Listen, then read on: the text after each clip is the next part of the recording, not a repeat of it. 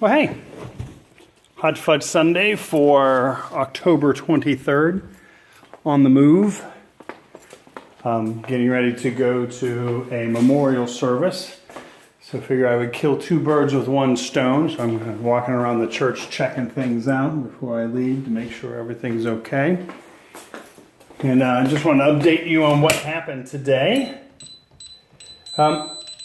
And I think today the update that I want to give you is not as much about the worship service as it is about the conversation we had with our real estate agent, Joey Blakely.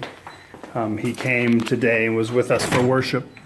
And he was kind of giving us an update on what was happening. You know, how we've got some possible conversations as far as lease to own. He had a recommendation that maybe it's time for us to consider a price reduction so that we can open up the church to a segment of the market that maybe it hasn't been open to so far because of the fact that we've been priced out of the range.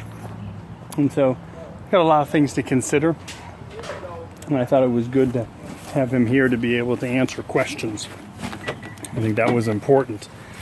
Some of the people had never met him before, so that was good to put a face to the name and associate with, you know, what he's doing and what's happening in that area. And so, gonna be getting in the car here, heading up to Tampa. Gotta go to Tampa because there is a memorial service that I'm going to. So gotta get there. I'm not doing the memorial service, just going to the memorial service. So that's going to be a little bit different. Sounds kind of funny to say looking forward to it. I'm not really looking forward to it, but sometimes with memorial services, you look forward to it in the sense that it's finally come and you can finally bring some closure to a situation. And I think that's how I feel about this one, that there's some closure. But I'm sorry, I digress. I was explaining why I'm getting in the car. So going back to the conversation that we were having with Joey, taking a look at the possibility of lowering the price. And I think the recommendation was to really see what, if anything, is going to go on with the one conversation that we're having at a lot of possible, you know, lease to own or a possible owner financing situation, and then see what's coming to the table with that, and then take it from there and revisit that. And I thought that was some good counsel. As far as the worship service goes, it was good worship. I kind of got moved to do a different song that we have not done before, and it was based on the fact that yesterday I had a memorial service, and today I'm going to a memorial service. And I talked to a couple of people today at church that were dealing with death in their life, and so it just kind of hit me. So we did I Can Only Imagine, which is a song that we haven't done at the church before, and luckily a lot of people know it, so it kind of rang true, and people were able to sing along with it. I probably messed up the words a little bit because I was shooting from the hip, but hey, it worked. And so that was good worship at the beginning. There was a good spirit in the room. And the message today was the message of getting the word out and talking about the fact that that's our prime directive, is to get the word out. And our number one obstacle to getting the word out is getting the word in.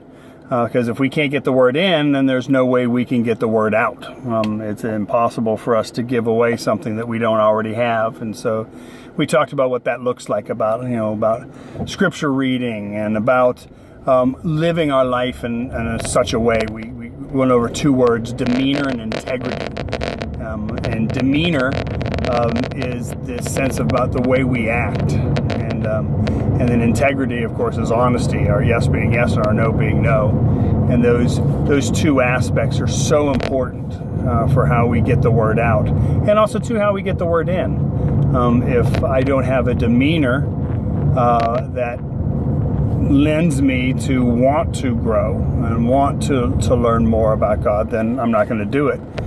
And then you got integrity issues that get in there as far as being a pastor, things like that.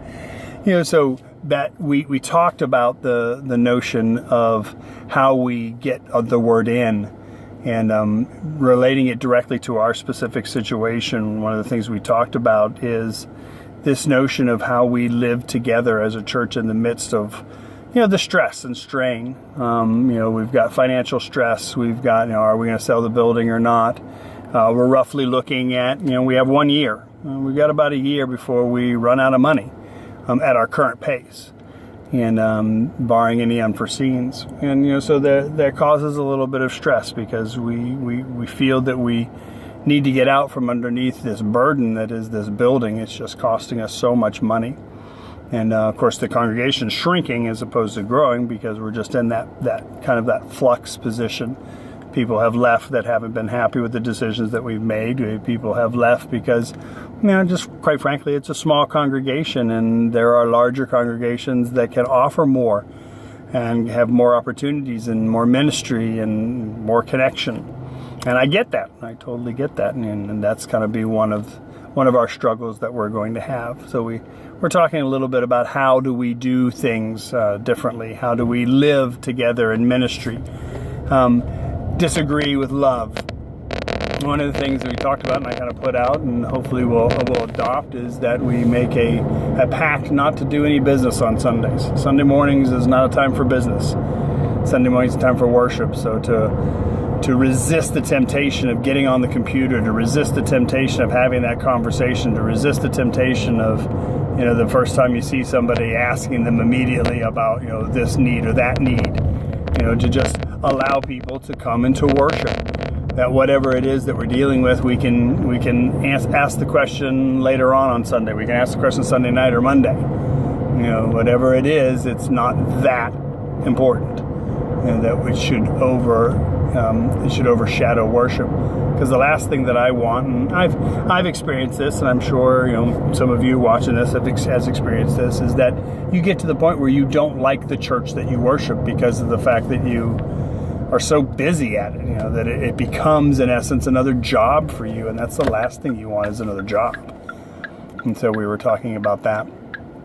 So all of those things are kind of coupled together.